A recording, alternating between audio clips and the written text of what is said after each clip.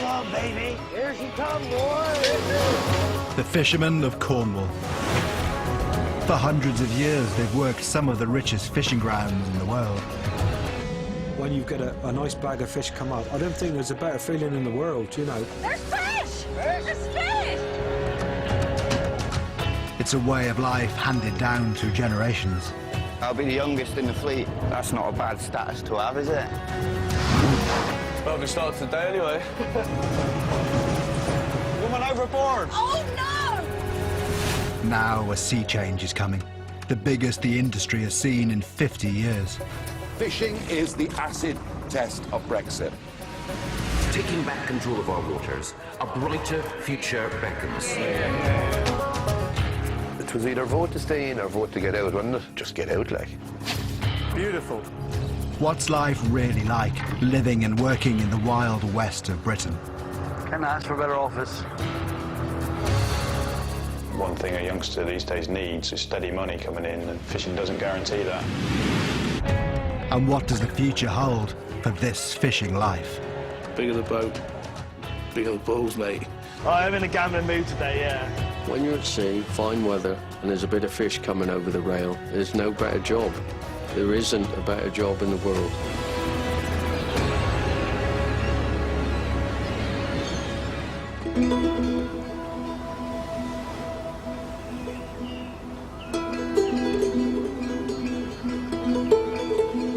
In the creeks and rivers of the Fal Estuary on Cornwall's south coast, an ancient way of life clings on. Right, we're on tack now a minute. OK. Okay? Yeah. Under power of sail, these boats are fishing for oysters. These are the last stocks of native flat oysters to be fished in this way, anywhere in the world. There were sailing boats out catching oysters 400 years ago, and it's changed very, very little ever since then. Veteran oysterman Jason has been fishing like this for 20 years. This season, he's been joined for the first time by his sister, Nikki. It's like the OK Corral here first thing in the morning, usually. So all the dredges are out and everything settles down a bit. Strict conservation rules prohibit the use of engines or technology.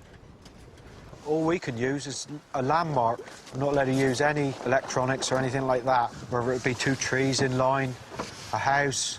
Once we find a line of oysters, take those marks and you go back on them.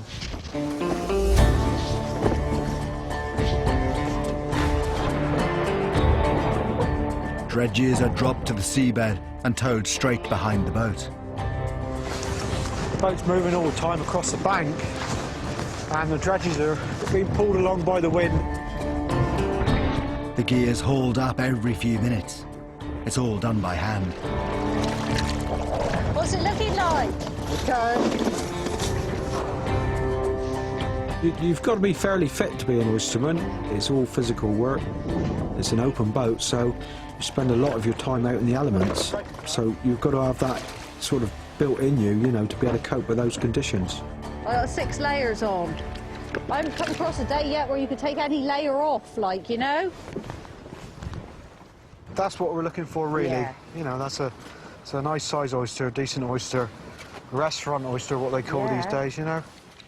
The oyster season is restricted to 6 months to protect stocks, and it closes today. Nikki's the first woman in living memory to work a whole season. I got through it, so I'm probably tougher than I think I am. I couldn't go back to working in a shop, not a chance. At least out here I'm okay, I'm free. I've got me boss, but I'm free. Wow. I don't know about boss. You don't take a lot of notice of what I say all the time, do you?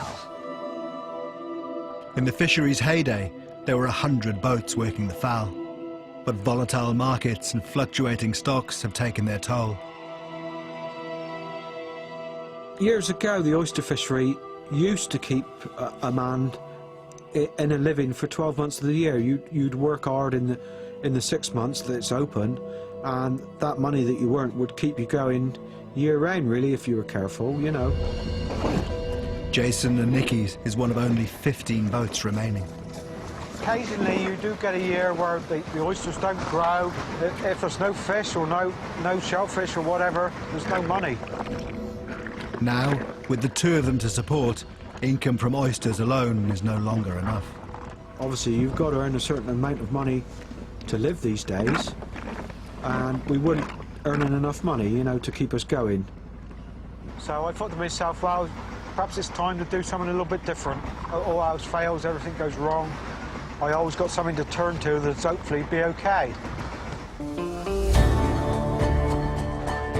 The Fal Estuary is a network of over 30 tidal creeks and rivers, forming the third largest natural harbour in the world. With moorings sheltered from prevailing winds, 5,000 boats are moored here. But the Fal is changing.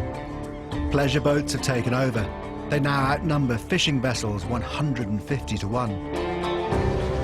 It's becoming a challenging place to be a fisherman. To make a decent living here, you need to mix it up a bit.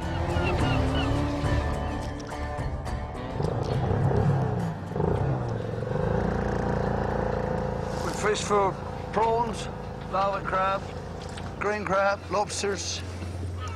We occasionally see the old crayfish. And later in the year we'll go after the pollock and cod. The Henry brothers, Cameron, Ivor and Magnus, work hard to make sure there's always something to catch. In the River Fal, you couldn't fish for one species all year round. You've got to fish for everything. Otherwise, you'll catch it up and it won't be viable to catch anymore, and you upset the balance of it all. Looking after stock is the main priority.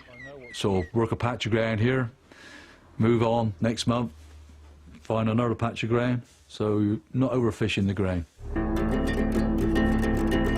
Today's first target is prawns. There are so many different depths of water in the River Fal. At certain times on the shallow, you get a lot of weed, and that's like the prawns like to cover up in the weed. Tide slackened off. When the tide slackens off of it, you don't catch so many. I'm always optimistic. Skipper's the other way around. What we have to do now is select the best prawn for market. It's not as easy just catching them. You've still got to handle them and pick them by hand. This is to enable the best price. Prawns fetch up to £20 a kilo, more than lobsters. These shallow waters also act as nursery grounds for juvenile fish. It's where we have a fight with nature now, Freddie. We see a lot of fish in the pots. If we was to put these straight over the side, the seagulls will start eating them. So we have to keep them in water. This is my future pollock fishing, you know, in the winters. Other fishermen don't bother, but I do. Here we go.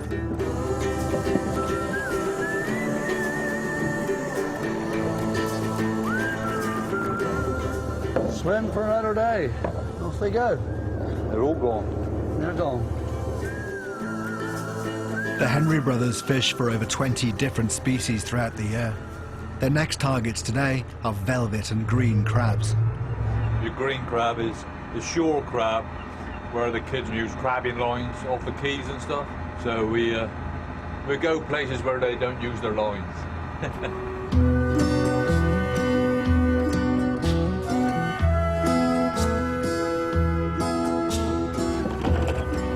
Just something else that comes in the pot that you can make money out of, you know? With no market for these crabs in the UK, they eventually found one further afield.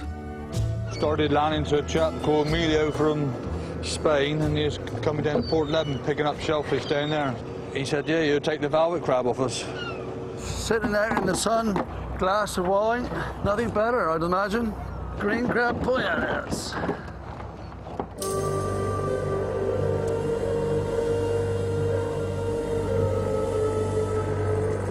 I think for Jay, it was always going to be on the cards for him to get his own boat.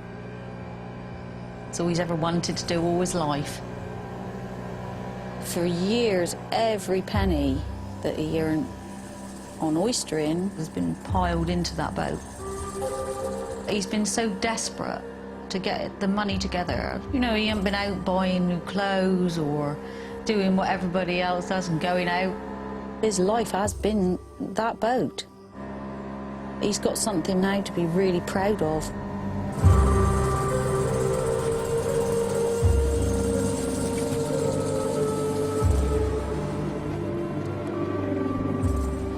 There's the old Fairmorn, nearly ready to go. Just got a couple of small jobs to do, and hopefully a couple of days we'll be away. For 50 years, the Fairmorn fished the Scottish coast before Jason bought her and sailed her south to warmer climes.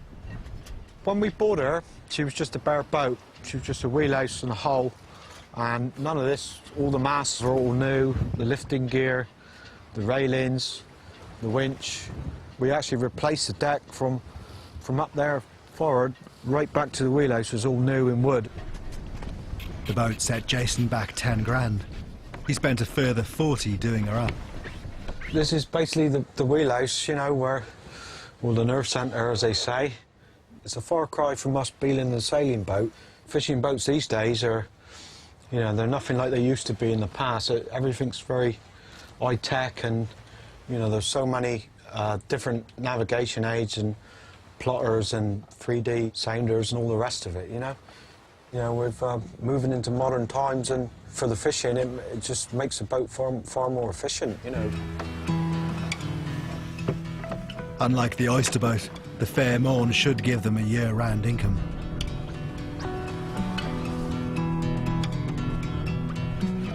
It's 5 summers' work. One voyage is now over, another's about to begin. I'm pretty keen to go. It's been quite a long process doing the boat up and everything, so at least we know that everything's done to the best it can be from our point of view, and hopefully it'll be safe and reliable.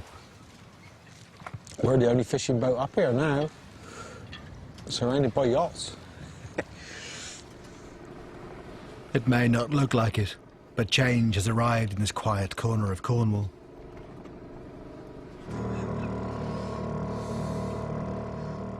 When I was growing up, every house out here, virtually, there was someone fishing from it. Not anymore. Most of the oystermen's cottages in Coombe have been converted into second homes or holiday lets. I just think it would be a big shame for a lot of the fishing communities to disappear altogether. And I think they should make an exception, you know, just to keep a few places, especially put aside for the people that are fishing, you know. Jason moved back in with his parents to save money for the renovations and be close to his boat. Now that's complete, he's looking to rent a place of his own. The people that own the houses, if they can make twice the money letting them out for holidays, then they're hardly going to let someone in there for half the price, you know. It's the way they look at it, it's business, I suppose. It's easier to find a pearl in an oyster than affordable housing around here, especially one within easy reach of your mooring. I think that house over there has just been sold for like $1.5 million, so there's no hope of anything like that for us, you know. The majority of the property in Coombe is owned by the Tregothnan estate. One of their rental cottages has just come available. That's the one I've asked about. I don't know how I'll get on with it, but yeah, that would be ideal. We could put the boat right in alongside the quay there and clean the bottom off. We wouldn't have to go down the yard, you know. It'd be ideal for our job, but I don't know. It could be a pipe dream now, the way things are gone. The estate has shielded Coombe from the biggest excesses of the second home housing market. But further downriver is some of the most expensive coastal property to be found anywhere in the country. Rich man's playground. There are houses they do on the front, worth millions, empty. If I lived in a city and earned big money, yeah, I'd buy a house on the seafront in Cornwall and live in it for 2 weeks of the year. But I tend to think if their summer holiday home is worth 1 or 2 million, what is their real home like? They almost live in castles or something.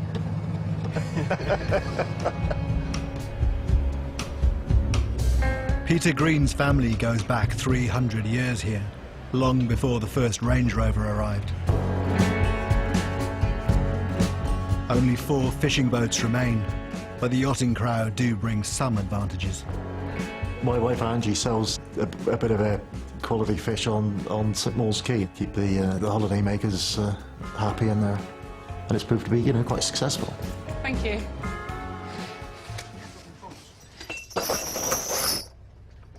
Peter's a veteran of the Fowl's small trawling fleet.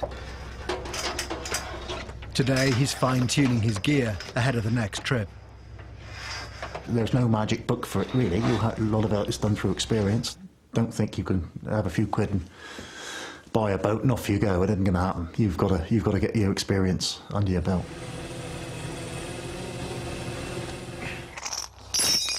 One link out, one link slack. We have a wire that goes to the bottom of the net and a wire that goes to the top of the net. And you want to keep the mouth of the net square. If the wires aren't the same length, the net won't sit as it should in the water. Spot on. To start out fishing, you've got to get aboard a boat and learn.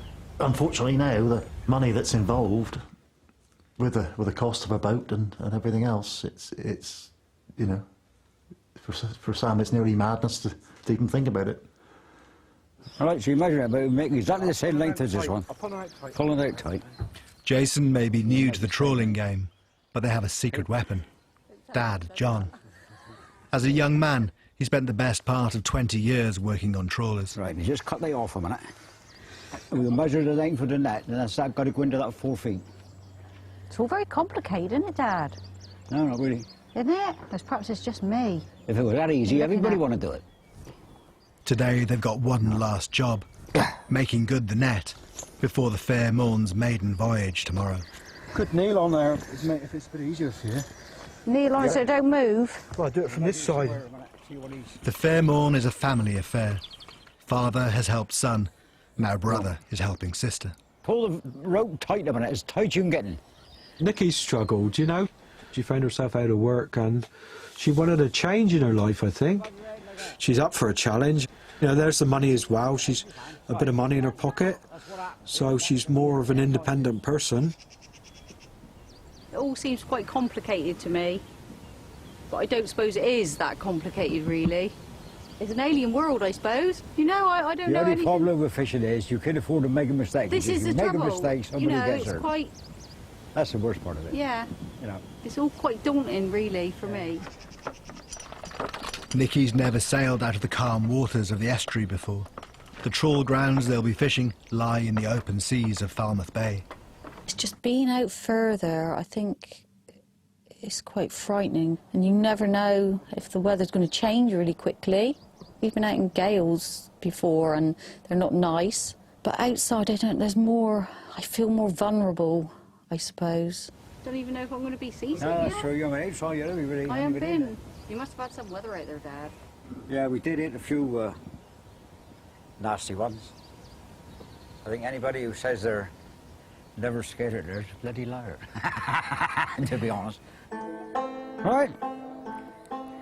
Right. Cut it off. Nikki's about to become the only woman fishing full-time in Cornwall. I think the fishing industry have always had a macho sort of image. You know what I mean? They've been a blokes to me, haven't it? There you go. I'd like to see a couple of girls in it. You know, there used to be a couple of girls on the French trawlers. They used to come into Newton, like, you know, but they were all big girls, like rugby players. You know, not small ladies. Many consider women to be bad luck on board boats. I wouldn't take a woman to sea, as in work, no. Why is that? Yeah. It's an old superstition, but, you know, me personally, I wouldn't want a woman there. Superstitions. You should never have a woman on a boat. I've heard it's really bad luck. Oh, no. You wanted to learn the hard way. I'm breaking the rules, I suppose. I mean, a lot of them say, oh, well, no, bad luck, women on boats and all this crap, but, you know, we just hope we've been proven wrong.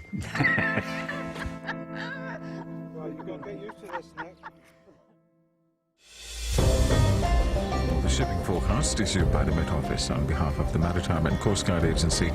Channel light vessel automatic, north-northeast, 3, 2 miles. After 5 long years and 50,000 hard-fished pounds, today's the day that Jason's dream finally comes afloat. It is quite exciting. It is exciting, but it's daunting as well, but we'll see. Mothers come along too. Like me. See you a bit later. See you a bit later. I'll give you an update. Have an enjoyable day. I'll give Try Dad. to. I'll give Dad a ring and All right. let him know.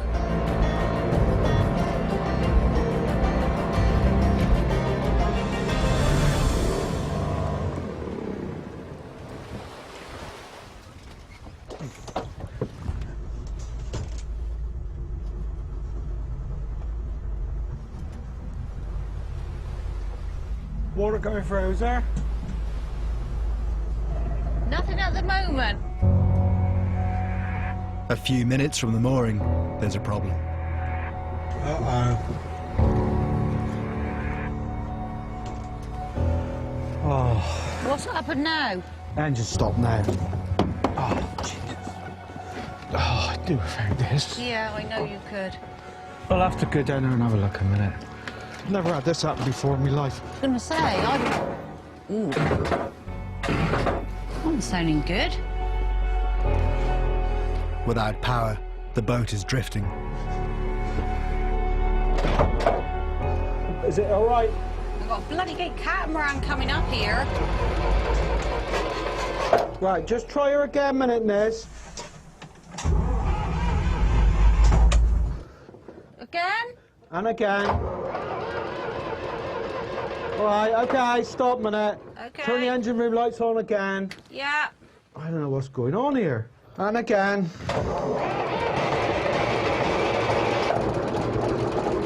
Sounding better. The engine's restarted, but the only safe option is to get back on the mooring to investigate further. Bugger. Oh, Jesus. Bloody throttle linkage is broke. That's just brilliant. I'll have to take it in and weld it up, and cut it off and weld it, re-weld it. A tricky repair job is needed, so for now, Jason and Nikki's fishing plans will have to wait until it's fixed.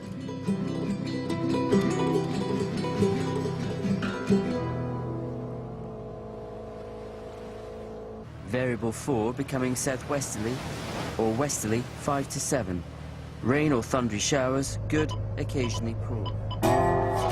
Peter Green is about to drop the trawl for his first tow of the day.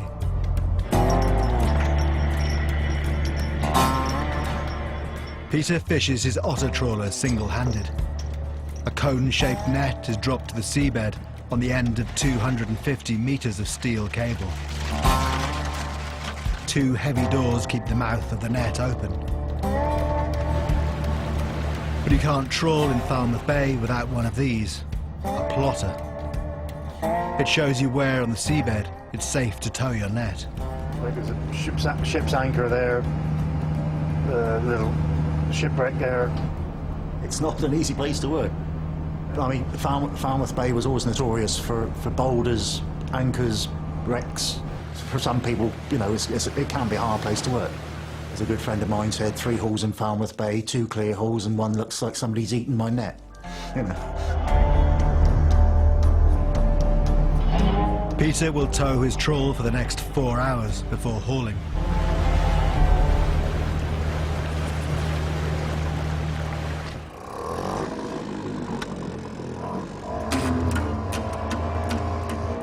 Jason and Nikki have lost 2 weeks waiting on the engine repair. The delay has made Nikki grow more anxious. I got every faith in you. It's because I've got faith in myself, innit? You'll be fine. I always feel nervous. Get a bit of anxiety in me. All right, Ness. Yeah. This is going to test me to the limit, I think. Got to find a bit of fight in there somewhere. I got it in there, but it's a big thing for me. It's not like being in a sailboat. It's a whole new world.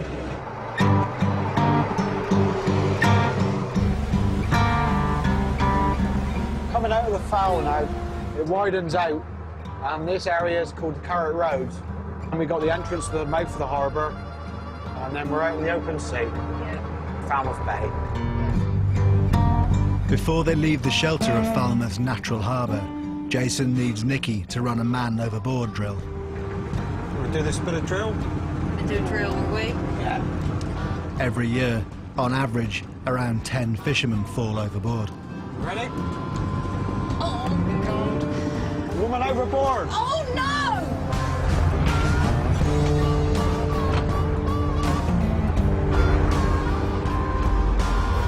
I'll tell you what, I'm going to have an arm like Popeye. Yes, you are. Figure of 8. When you come. There you are, that's... Excellent! I'm quite pleased now. Gives me a bit of confidence if anything did happen. I am. I'm going to have an arm like Popeye.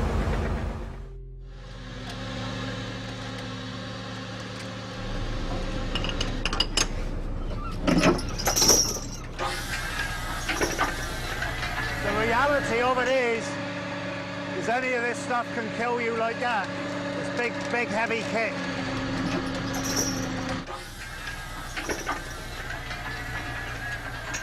I had an accident. Came to sea as one does. One morning, put the boat on autopilot, stood on the stern and shot the gear over the stern, shot the net away, and I went over with it. And I ended up in the net, basically being towed through the English Channel at 4.5 knots. Unable to find a way out of the situation I was in. I shouldn't be here now. I was that close to death. And I looked into my own soul.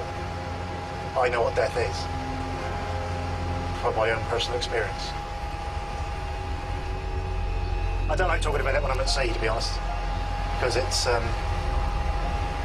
a personal thing, and I don't like to mix the two. When you fought to stay alive, and people say you get your second wind, but when you've outfought that extra strength and admit defeat and say goodbye to your family and thinking about let's get it over and done with and going as relaxed as you could, something tells you it's time to go, and it was my time to go. Miraculously, I got back aboard the boat. I had a bit of luck from somewhere, a bit of a helping hand from someone, I don't know.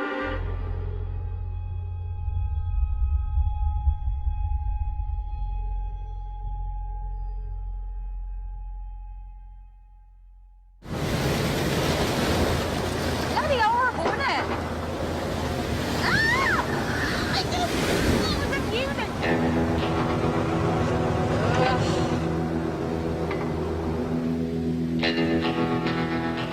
Who would have thought I would have been out here? You know, I never thought I would be doing anything like this, ever. I was going the other day, and I'm like, I could be going to get my hair done today. Like, why am I putting myself through it? I must be challenging myself. After a 5-year journey, they've arrived at the fishing grounds. They can shoot the net for the first time. The fair morn will finally be fishing.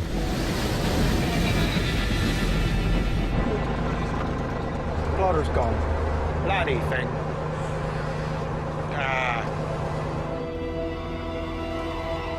The plotter's gone down.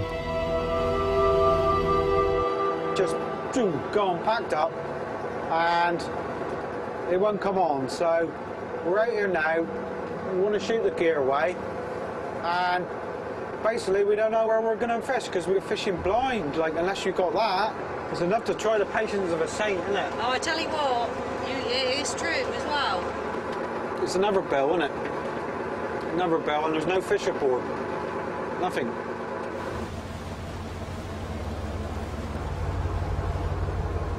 Fishing's a physical job, but it tests you mentally as well. You've got to have a strong mind to go fishing, and especially when you jump aboard the boat and things are going wrong, it does affect you. You know, it really does get you down. I think you've got to have resilience. You've got to have that.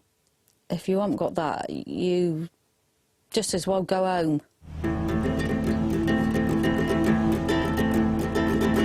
I've always looking something different.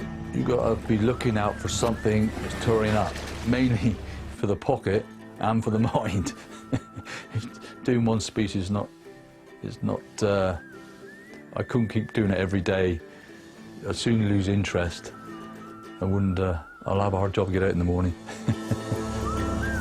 There's a new fish in town. Well, an old one, but with a new price tag attached.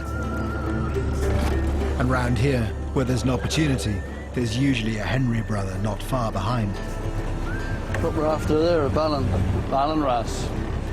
There's only 3 of us here in Cornwall that are that I know of that are doing it. It's just new to us at the moment. Ballan wrasse are in high demand from the Scottish salmon farming industry.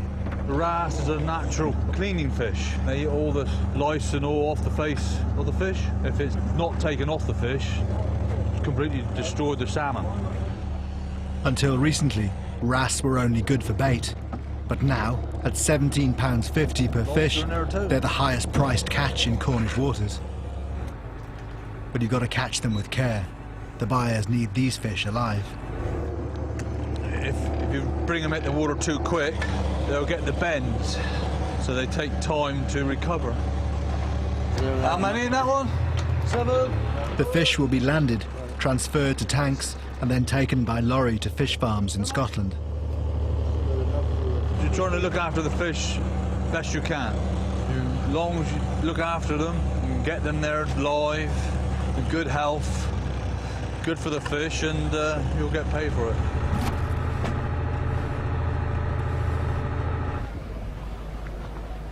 You can check when and where it'll be warmest at piratefm.co.uk on what's set to be Cornwall's hottest day of the year so far. Whilst they wait for the plotter to be fixed, Jason and Nicky are turning back to some old-school, low-tech fishing. To us, fish is fish. We're not fish snobs. If it's sellable, we'll try and sell it. It's prime tourist season, and mussels are in high demand. Hopefully we can get a few today. Just keep the wolf from the door for a few days longer, isn't it? Mussel hunters. Yeah, that's what we're after, really. Very popular these days. That's a very popular food. We never used to be able to sell them. Going back sort of 20, 25 years ago, no one wanted them. If we had any sense, we would have started up a mussel farm instead of buying a fishing boat. The nutrient-rich estuarine waters of the Fowl are the perfect habitat for mussels. That's the way to catch mussels, you know? That's a mussel farm, they're actually farming them. Put a load of floats down, hang a load of ropes off them, put a stocking full of small mussels on there and they'll just grow themselves. There are 2 mussel farms on the Fowl, but Jason's after the real deal. Wild ones. They're free if you know where to look. There's some reasonable stuff there. Not bad. Someone's been here already, and they've had all the easy ones. I can see a few there.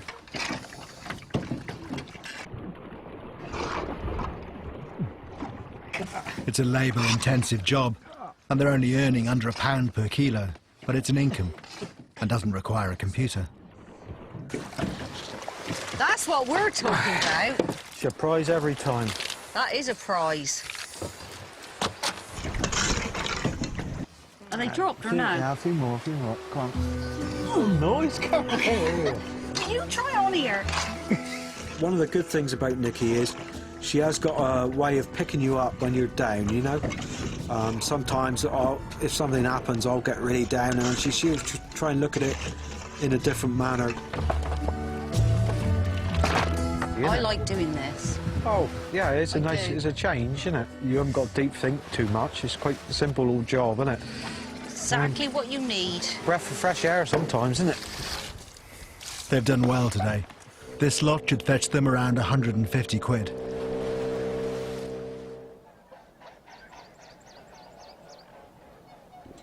See the prices of some of these houses in here? Yeah, they're not that good. 695,000, 480,000, Waterside Cottage, 375,000. You go back 10, 15 years ago, that would have been like a £150,000 house, wouldn't it? Yeah. I went in to get a mortgage, and they would give me 160,000. That was the maximum. Well, I'd have a job by caravan, you know, a static home for that down here. I don't mind renting a place, but you can't rent a place anywhere near the water for, you're looking at least 1,000 a month. The trouble is, people coming down from London, they're used to paying big buck rents because they got the money up there to be able to do it. There are cheaper options in Cornwall, but few close to his boat. You don't want to come in off your boat after doing a 12-hour day and have an half an hour or an hour drive to drive to your house, you know. You just need to really keep an eye on your boat. If you get a real bad storm, you know, you've got to be somewhere handy by to keep an eye on the boat. This is a problem. This in the county I was brought up in, it's entirely different now. It doesn't even resemble what it used to be like one time. It's gone from a traditional sort of community with the traditional industries to a leisure playground for the well-heeled, isn't it, now, you know? The sort of people that can afford the prices, they don't sort of mix very well, you know? I mean, you say good morning to them and they'll just walk away from me. So the actual village itself is gone, really.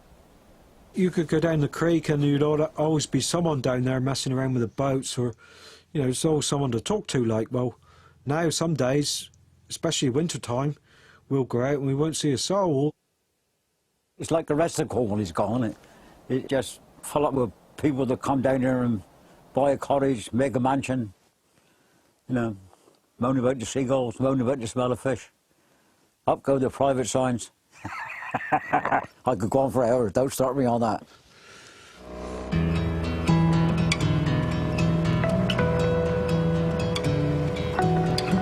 It's going to be a lovely day, I think. Best time of the day, no people. Lovely. The blotter's been fixed at last. A month in, and it's only their third trip. For Nicky and Jason, it's a hope that it's third time lucky. I was awake last night, thinking about steering this boat again today. Can I keep it on the line, like, you know? Yeah, if we get the net down, get it all working properly, we'll be delighted. It'd be lovely to see a few fish come over the side. Can we check out water again? Yeah, go on, he's all right, I think. Yeah, all good. In the wheelhouse, I sort of sat there, you know, I knew I was going to sea, and it was just a wonderful feeling, you know, to know that you've bought the boat, you've worked on the boat, and now you're going to take it and go fishing, which is what it's built for, you know. It's like something that's been a big build-up for the last 20 years, you know, and, you know, a lovely feeling. Early bird catches a fish. Dad always used to say you pass the best fish on the way out. Yeah. They've reached the fishing grounds. I'm going to keep that boat on that line. Yeah, looking good, yeah, that's all right. Put her up, throw the throttle up a bit, went on 2.5 knots. Nicky must keep the boat towing straight. Jason will do the nervy job of deploying the net. It's very noisy. It's freaking me out, all that noise back there.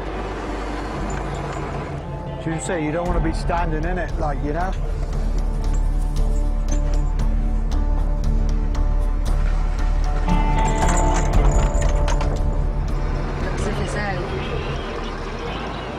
Definitely out.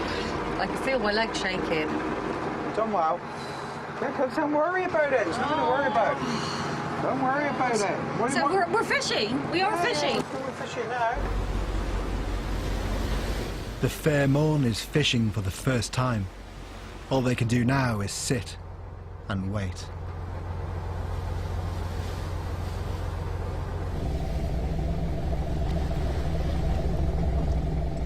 After 2 hours, it's time to haul.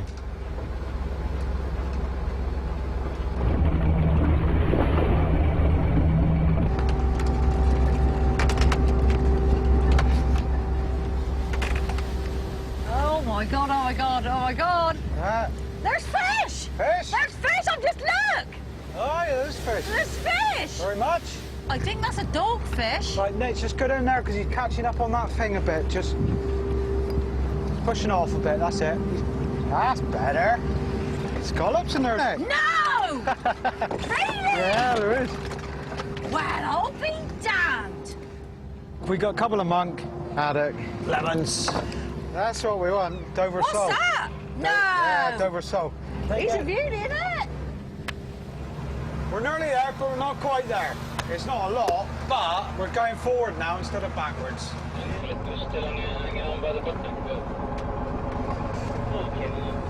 Pete Green from St Mawes, he's just towed in. He's towing in into the North there.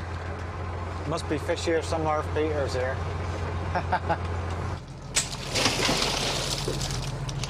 What a nice turbot. Beautiful turbot. That is the best turbot I've had in a long time. Look how thick that is. Turbot's one of the most sought after fish there are, especially a turbot in that condition. They make very good money, and we don't catch them that often. That's a John Dory. The French call him Saint Pierre, which I rather like. The majority will go to his main buyer, but his wife Angie will take the cream of the catch for the St Mawes crowd. It's got turbot, lemon sole, red mullet, Dover sole. She'd have liked some more haddock, I expect, and she'd have liked a bit of this and a bit of that, but I'm a fisherman, not a magician. She'll have to have what I got. She only loves me for me fish.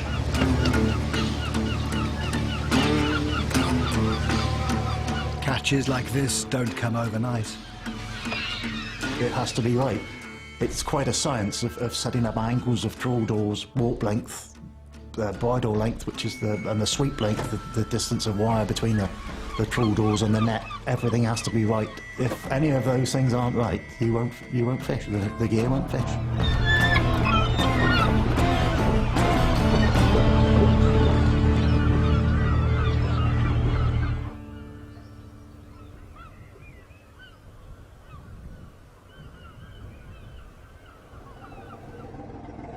It's a month since the Fair Morn's first catch. The last few weeks has seen them plagued with more tech problems. They've got into savings to invest $2,000 in renting replacement kit. Screens are all. The 3D's working all right as well, so Excellent. it's good news. Excellent. Now we haven't got this lot to worry about sorting out. We can get on with what we should be doing, which is fishing, you know? Rough seas are forecast later, but they're under real pressure to start catching properly. I think there's a front coming through, and Peter Green's not gone this morning, so that's not a good sign. Jason shoots the net, whilst Nicky works the winch for the first time. Yeah, that's right. Just watch yourself, your legs away from the drum, like, you know? Yeah. Quick as you can.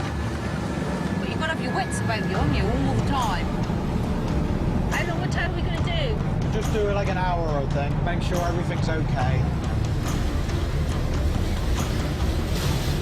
20 minutes into the tow, something's not right. Look like there's smoke coming out of here. Hey? It's not looking good. The cooling pump is down to a trickle. The trouble is, when we're towing, the temperature goes up even because obviously the engine's doing more work. The engine is overheating. Water's not cooling it. We're going to have the net up, I bet. Another trip is over before even a single fish has been landed. Oh. So you could drop like a stone out here. It's starting to wear on me a bit now, if I'm honest, you know? Yeah. If it don't work for us, you know, we can always try to sell the boat as it is, or even sell the licence off the boat, the fishing licence, you know? How long can you carry on like it? I think that a change of career might be in the pipeline for me. We aren't having no luck with this lot, are we? It's a bloody nightmare.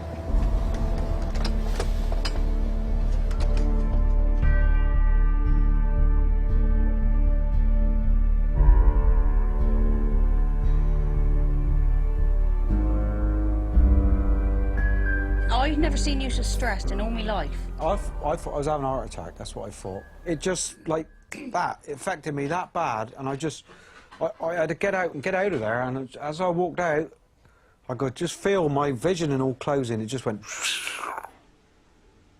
A few days ago, Jason collapsed in front of Nikki on the boat. I thought I was going to die. You really scared me. I thought I was going to die there for a couple of seconds, you know? When I seen you in that state, I'd rather went and did something else. Yeah. I know. When I it know. gets yeah, like I felt like that. It's almost as if we weren't meant to go. That's what I felt. I was like, it's like we're not meant to do this. I know that's a silly way of looking at it. I know it is. I know it is. It's a stupid way of looking at it. It's been the test from hell, to be honest. Yeah, it has been really difficult. It's tested me really to my limit, you know?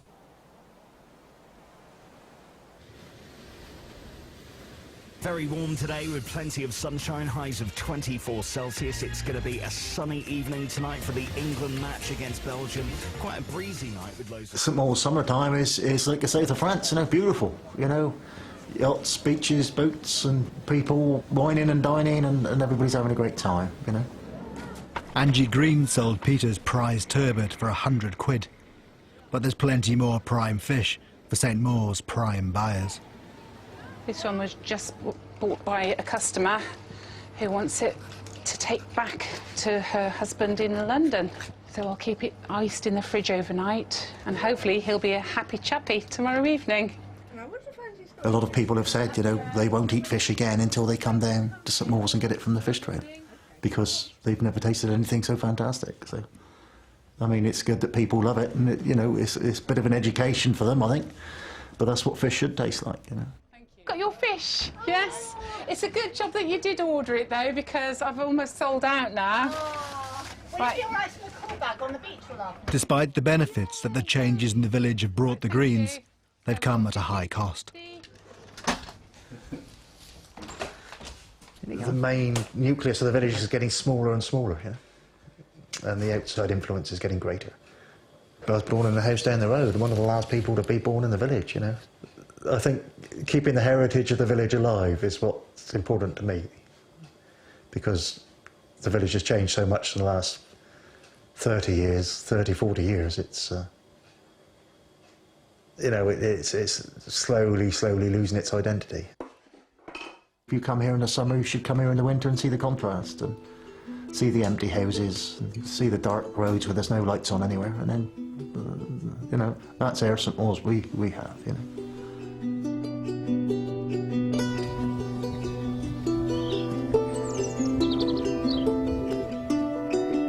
Always a fisherman's cottage.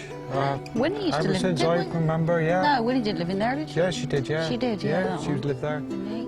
Jason hasn't heard back from the estate, but he's come to see the cottage anyway. They were all lived in by oyster people, oystermen and their families over the years, you know.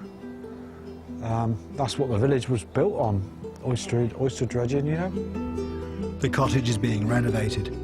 Never a good sign round this way for prospective tenants. It's another one that's gone, really. You never see another fisherman living in there again. We've all been outpriced by all of it, you know? Yeah. It's a sad sign of the times. Yeah, it is. That's what it is. I mean, now they're just people from everywhere that got no interest in any of the fisheries and couldn't care less about it, I suppose, really. No one will ever remember it, no. You know.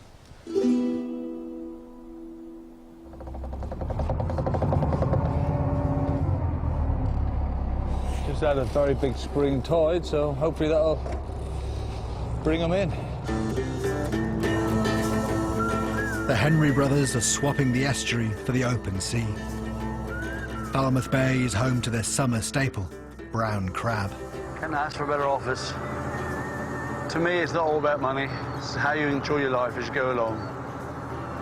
Stuck in an office in London or Birmingham, up around there, not my cup of tea. If they can have the earnings they want up there, this is the life I like.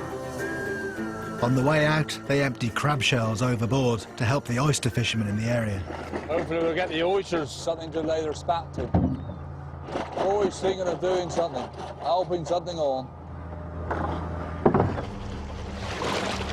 Here we go. Bait's coming back. Kept 1. Kept 2. Kept 3. Today is good, but it's not been a good summer for crab, with the warm inshore waters pushing them further offshore. We used to get anywhere up to a ton of brown crab a week. This year, the most I'd done was about 300-400 kilos, and that was our peak week. But changing waters bring new opportunities. Something different in this one. Crayfish. Well, they used to be in our waters lots of years ago. For one other reason, they went, but now they're starting to return. For that to be legal, has to come back to there. If I'm old enough to see it, see them come back again to its landable size. All good and well. These brown crabs will fetch around £2 a kilo, but when the crayfish get to size, they'll be worth 10 times that. I've always thought about tomorrow. You can't think about now and forget about tomorrow. You've got to look after the future. I say that because we're able to carry on fishing like we are. I mean, we're still here.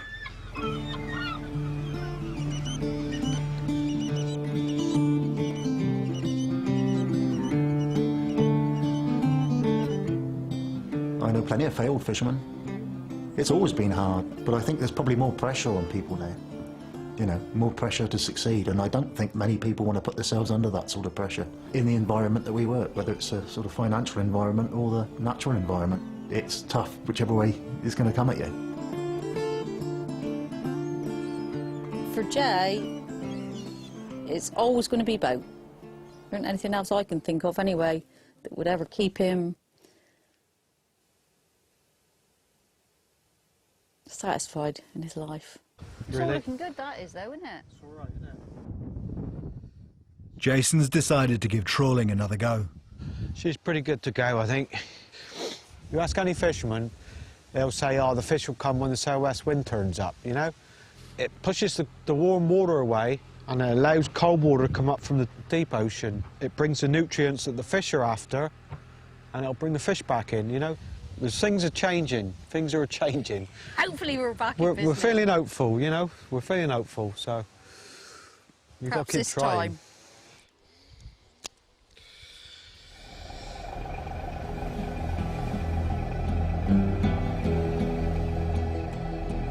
There's just a week to go before the start of the new oyster season. Getting some fish now won't salvage the Fair Morn's first year, but could bring hope for its future. I expected a few snags, but I didn't expect it to be quite so hard as it has been starting off with the boat. It's been a hard old slog, to be honest, you know. But hopefully now, the light is at the end of the tunnel. At least we know now all the gear is working, you know, the trawl's all set up. So we know if the fish are there, the gear will catch it.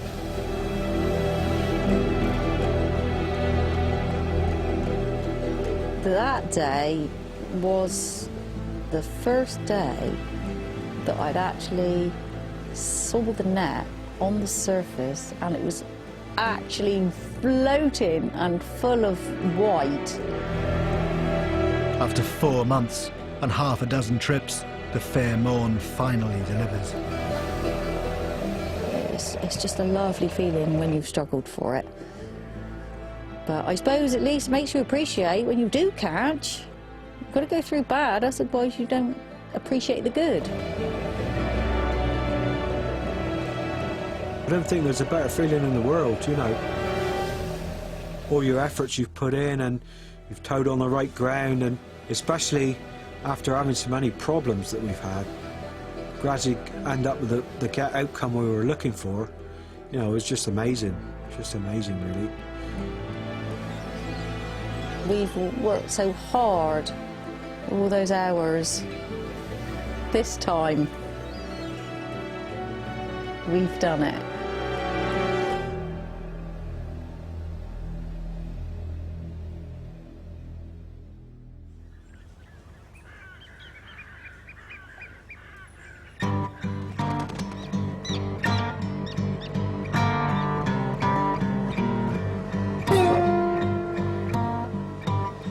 Go again.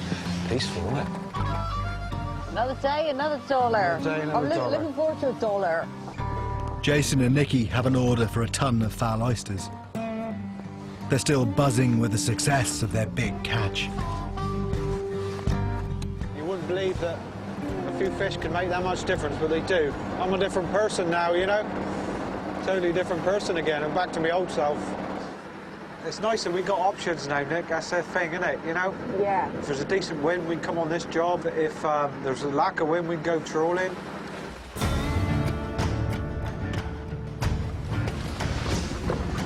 Oh, that's David in there. You see him go this morning, did you? He must have been gone. No, I didn't.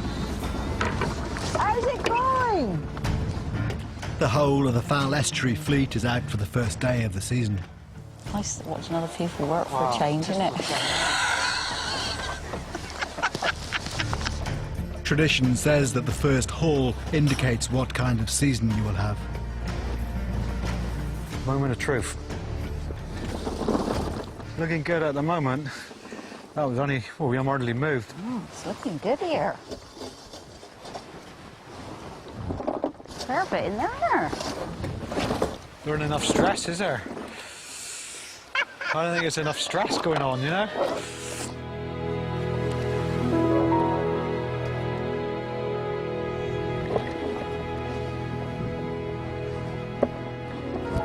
Having worked across the year, Nikki can now call herself the only full-time fisherwoman in the county.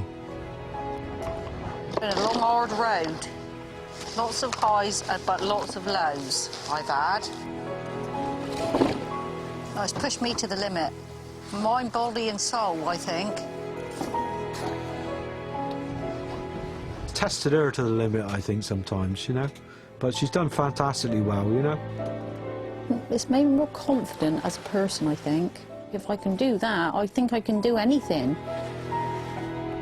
And for Jason, his lifelong dream of skippering his own boat has finally come true.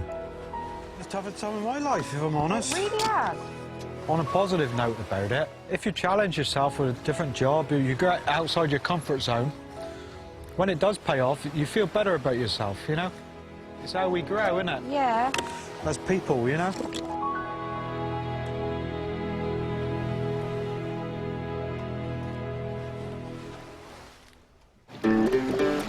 As summer arrives, Cornwall's small boats take to the seas.